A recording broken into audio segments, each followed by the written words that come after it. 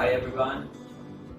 We had a few sessions of current electricity, but we need to start from the beginning. Let's go to our first topic, that is potential difference. This is how we define it.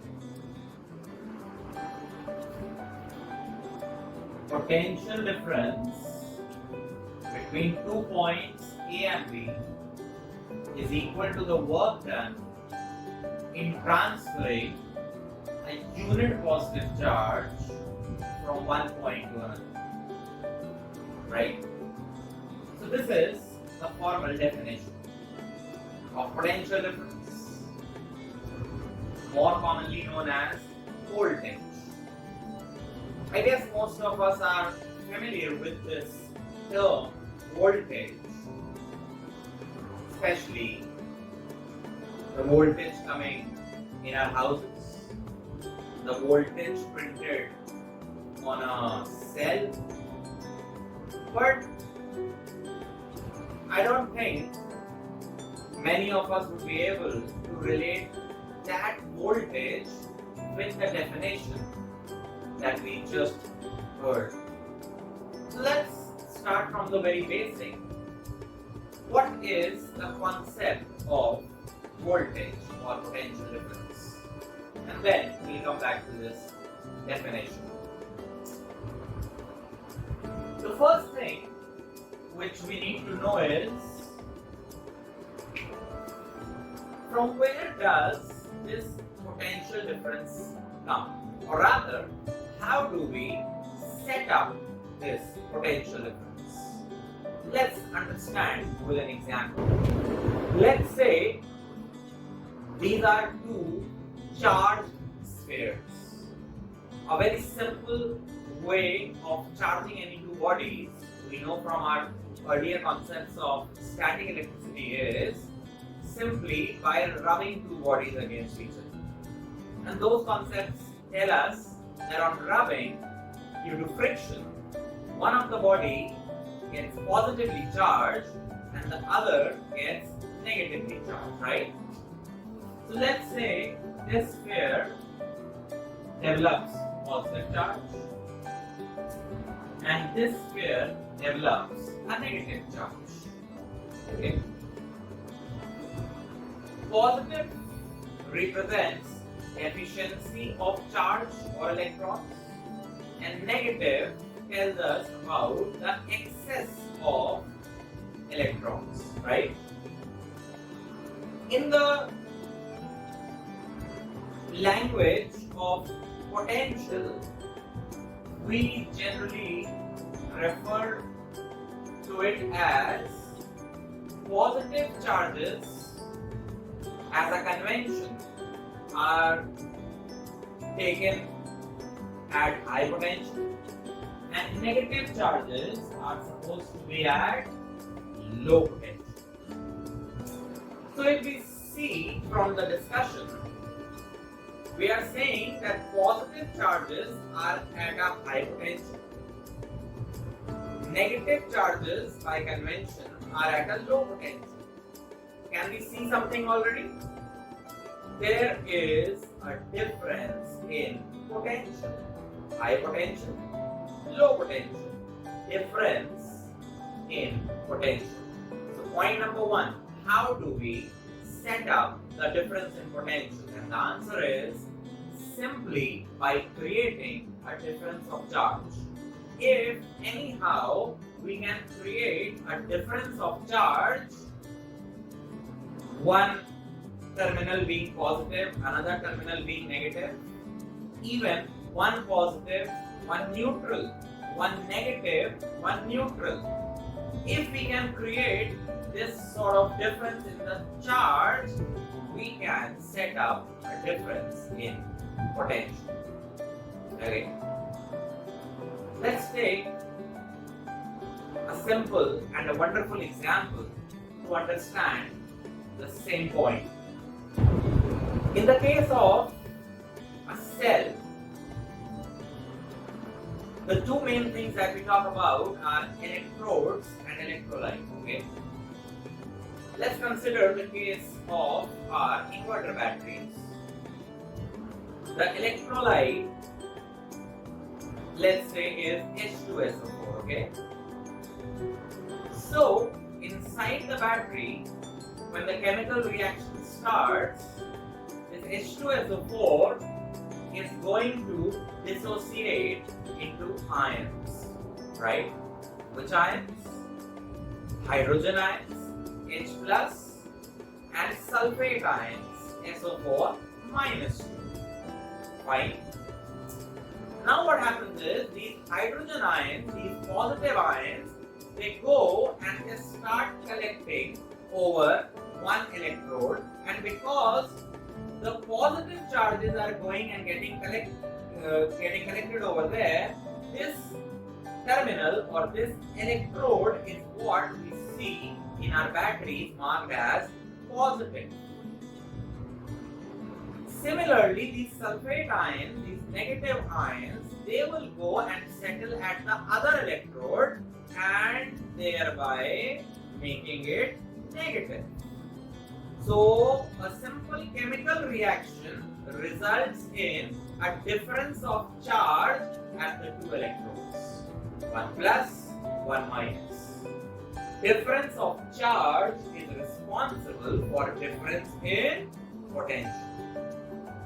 That is the reason why we say that a cell or a battery is a source of potential difference. So this was our first point. The second point, the more important one. Why are we talking about potential difference even though our heading is current? Why this topic starts from the concept of potential difference? Why do I need to study about voltage? Yeah, very important question. Let's listen carefully. If I talk about two containers of different capacities and I interconnect them, right? What do you think will decide whether water will flow from one container to another? Do we think that it is the size of container which decides? I think most of us will say a big no. It's not the size of container which decides the flow of water, but rather it is the level of water which decides that from where to where the liquid will flow. So if we say the level of water is higher in this container, then we are almost certain that the water is going to flow from here to here. Water will only flow if there is a difference in the level. I think most of us would agree that if the level of water in both the containers is same, water cannot flow, right? The analogy. Current can only flow if there is a difference in potential. Water can only flow if there is a difference in level. Current can only flow if there is a difference in potential, right? We can say the same thing as water cannot flow if the level is same. Similarly, current cannot flow if potential is same. Now have we understood why are we talking about the concept of potential difference even though our topic is current? Because you heard something very important just now, that for the current to flow in a circuit, the main thing which is required is potential difference. Without potential difference, without voltage, we cannot expect the current to be flowing in the circuit. Now once we know that what is the role of PD, or rather how will the current come in the circuit, let's go back to our definition. The formal definition talks about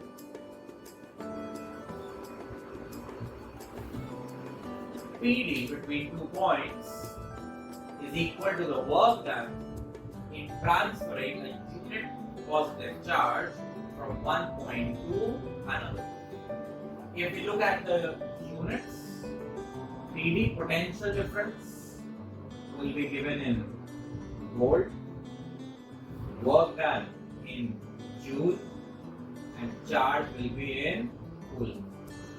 So this is the relation connecting the units, right?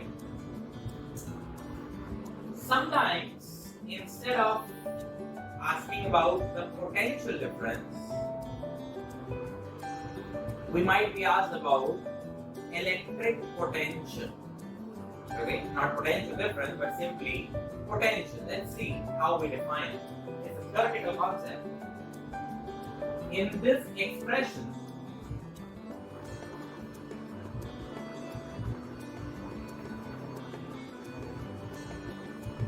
if suppose somehow VB, potential at B, becomes 0, then we are only left with V. So first thing is, sir, why is VB 0? Like, for example, when we used to talk about gravitational potential energy, and I frame a question like, this marker is 2 meters above the ground, calculate its potential energy, right? So we used to work it as potential energy is mass into G into height, and by default we always used to take the height from the ground. Yes, we could have taken the height from our tabletop. We can consider its height from the ceiling. Why did we only take its height from the ground?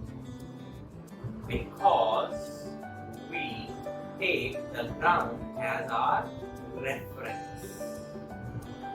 Okay.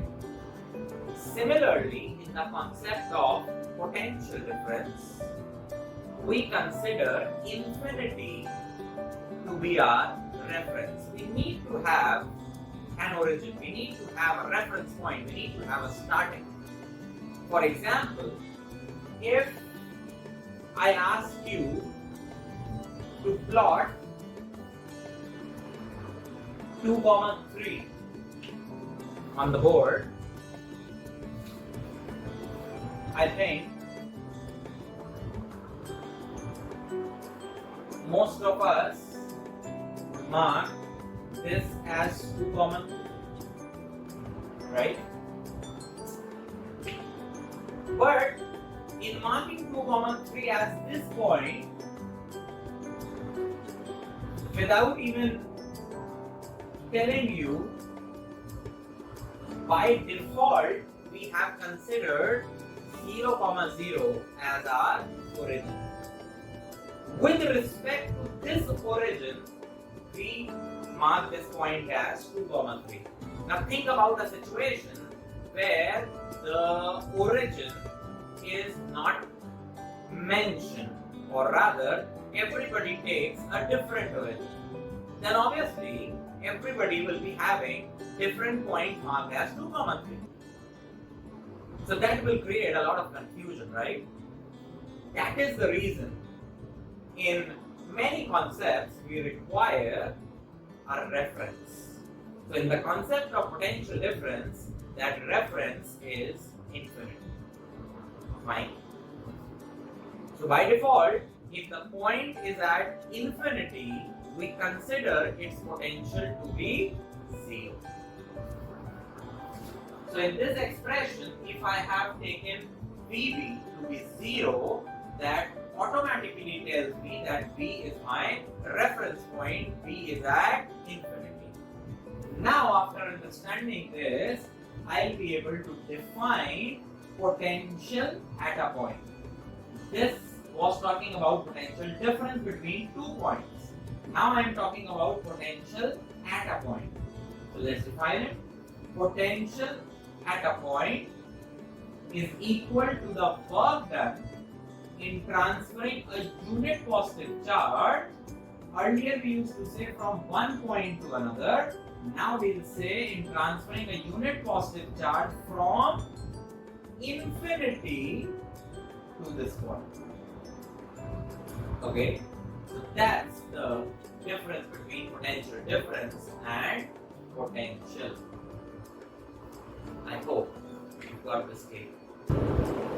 Now after understanding this concept of potential difference, we can formally talk about electric current.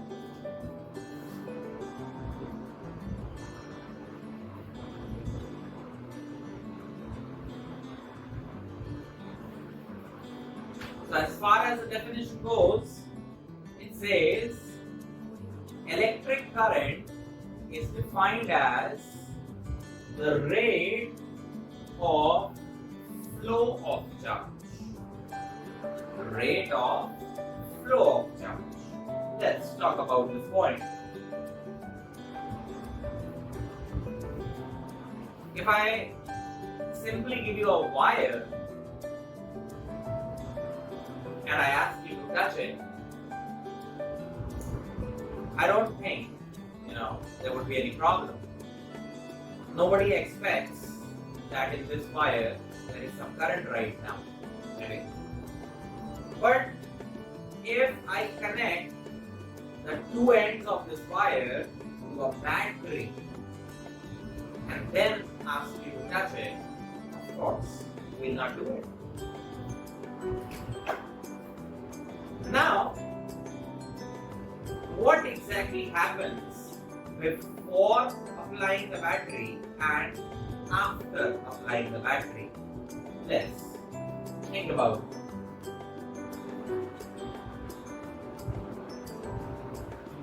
So if we were considering a metallic wire,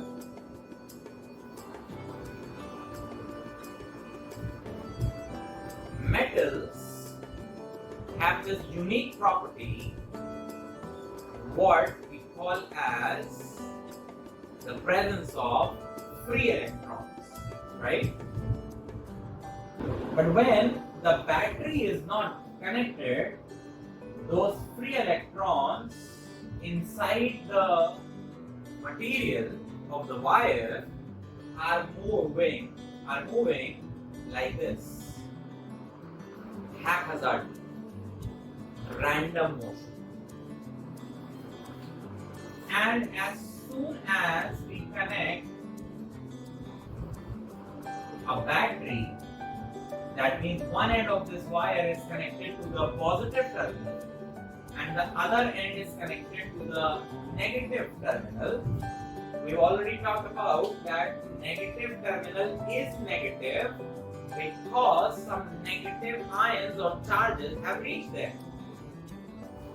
Now, these free electrons are also negatively charged. Do you know what happens? When we connect this wire to a battery, the negative ions present here will repel the free electrons, or we can also say that the positive ions will try to attract the free electrons. So there is a clear difference in the picture before the battery and after the battery. This is when we say that the current starts flowing. What's the difference? The answer is now the electrons are in proper flow. It's not moving haphazardly. Yes?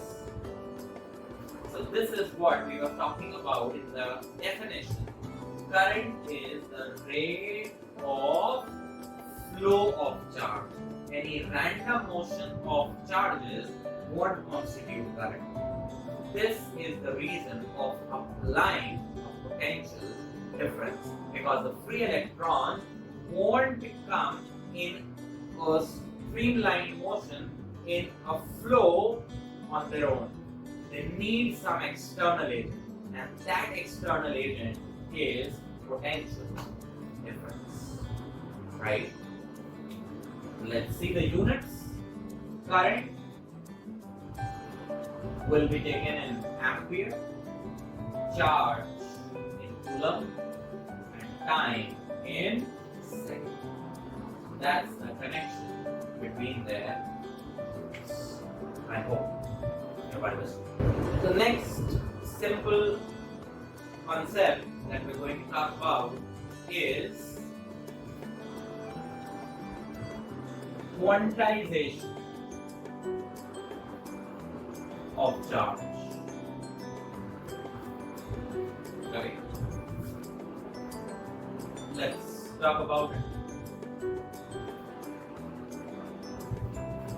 This is how we represent it mathematically. The statement is the total charge on a body will always be an integral multiple of the charge on an electron. Fine. What's the charge on an electron? Minus 1.6 into 10 to the power minus 19 coulomb. If we only consider the magnitude, this is the charge on a single electron.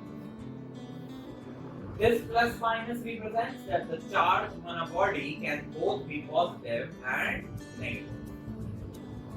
Now, in earlier discussion, we started with the idea that whenever two bodies are rubbed, one of them gets positively charged, other gets negatively charged.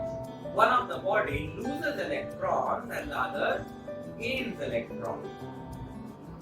That means the bodies develop charge only when there is an exchange of electrons. So a body can lose 2 electrons,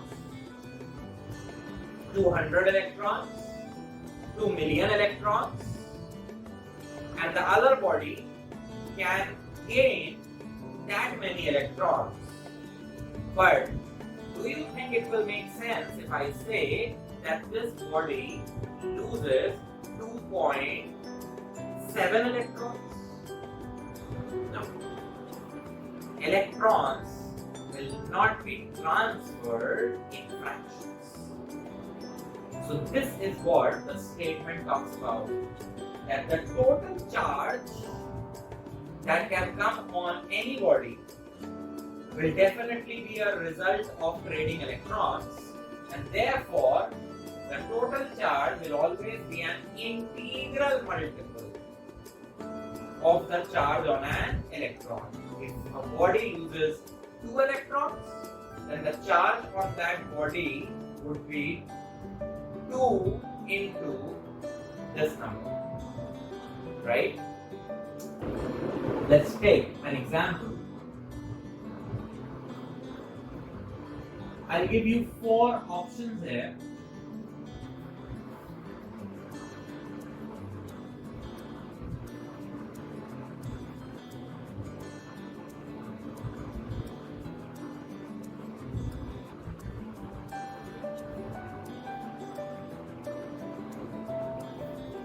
Okay. Now, out of these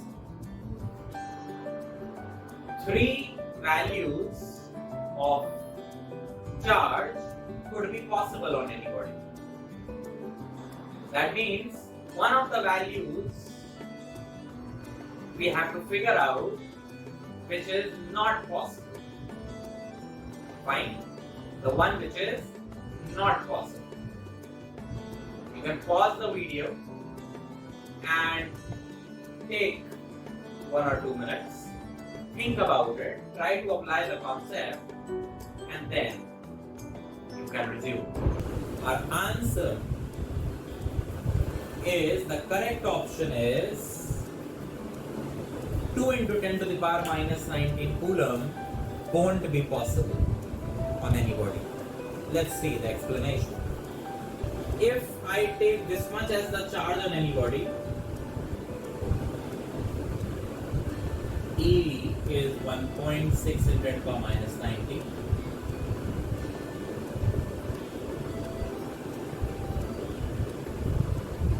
You can see that N is coming in fraction. And we talked about that electrons cannot be exchanged in fraction. That's the reason this value of charge is not possible. Let's see why the other values were possible. If a body has 2 coulomb charge, let's see how many electrons are needed for that. This 10 to the power minus 19 will go up and become 10 to the power plus 19. So this is like 1.25 into 10 to the power 19. As good as saying 125 into 10 to the power 17. So those many electrons, when they will be exchanged, the body which loses that many electrons will develop plus 2 coulomb. The body which will gain that many electrons will develop minus 2. Yes? So, integral value, very much possible. If we talk about 0.02 coulomb, no worries. Just delete 2 zeros from here. Okay? So, such a big number, can it be possible? Of course, you need to add these many zeros. N will still be an integer. Quantization of charge. I hope you have understood. Now let's talk about one of the most fundamental laws in current electricity, a very popular one, Ohm's Law. We talked about the concept of potential difference in the beginning. Then we related the concept of PD with current, that how potential difference is absolutely needed for the current to flow in the circuit. Ohm's law takes you one step further in exploring that connection between potential difference and current. Let's listen to the statement clearly.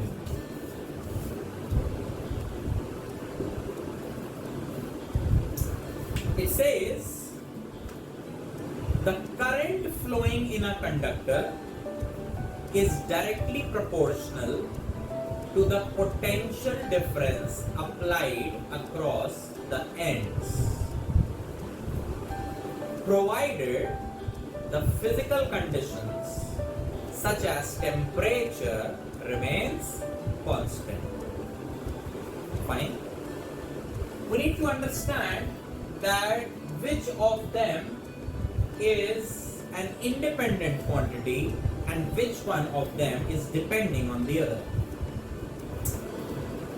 So, if our concepts are clear by now, we need to understand that current cannot flow until and unless there's potential difference. That means current is depending on potential difference.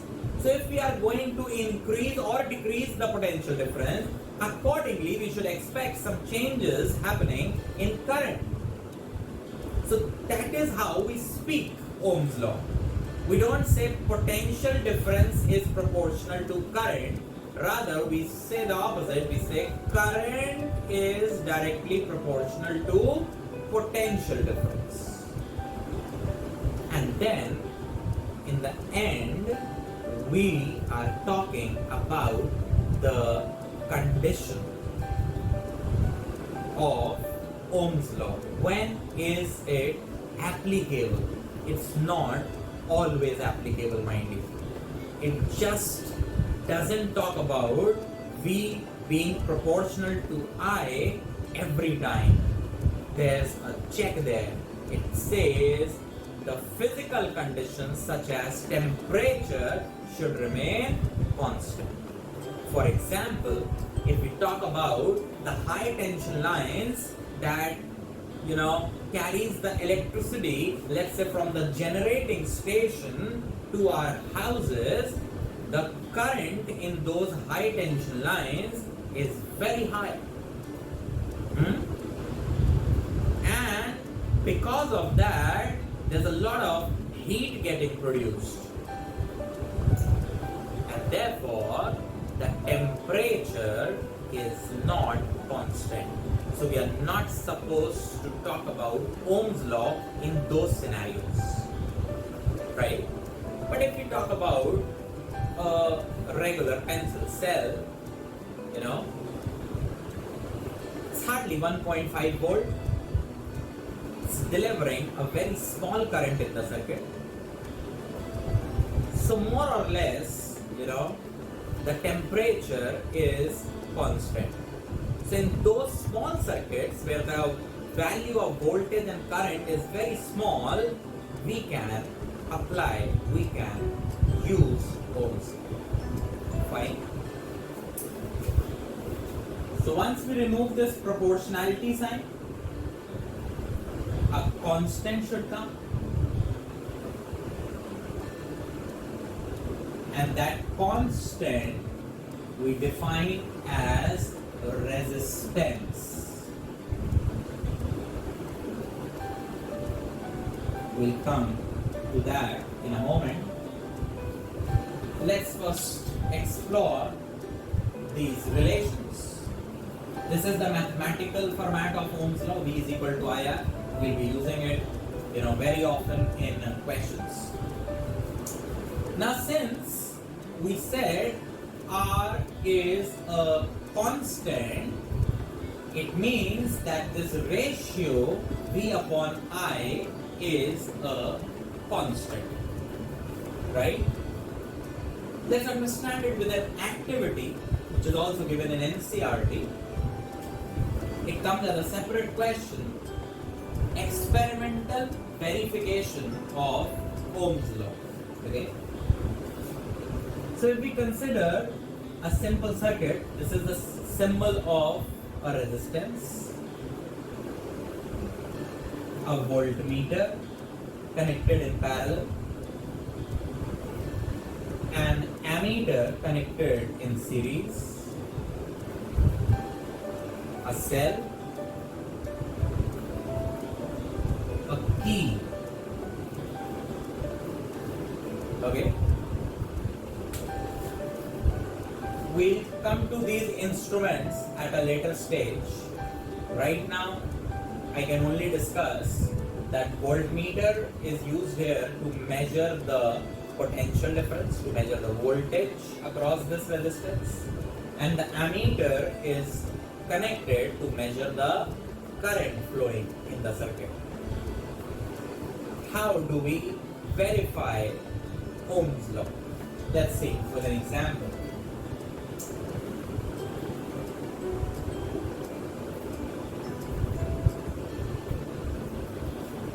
So,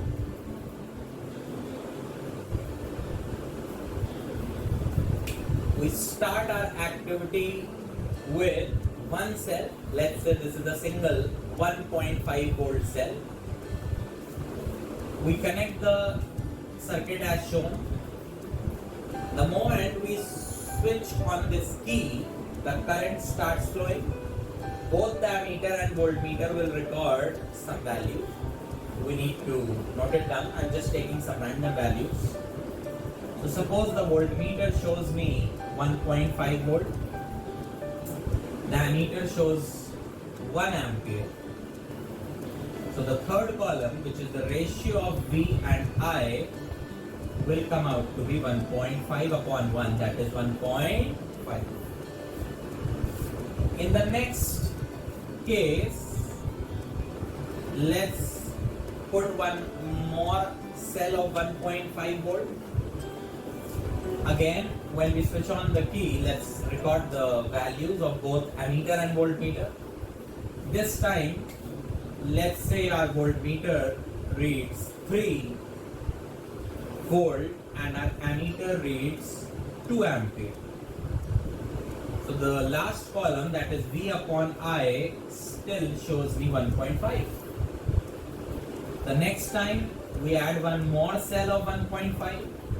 This time the voltmeter records 4.5 volt, ammeter gives me 3 ampere, let's say. As the voltage is increasing, we can see the current is also increasing, but the ratio V upon I still comes out to be same. Now this is what we mean by the ratio V upon I, which is R, is a constant. Suppose when we were increasing the voltages, the current was increasing in such a manner that this ratio is coming different every time. 1.5, let's say 1.2, let's say 1.7. Then if this last column will not come out to be a constant, we will not be able to verify Ohm's law. Okay? So the verification of Ohm's law means that the ratio V upon I should be a constant, which on the graph we represent by a straight line. If they ask us to plot a graph between V and I for an ohmic conductor, something which obeys Ohm's law, then it needs to be a straight line because of this point. And the slope of VI graph, slope means difference in y coordinates upon difference in x coordinates. So y upon x, v upon I, that means r. So the slope of a VI graph will give me resistance. A very important point which we will be using in many questions.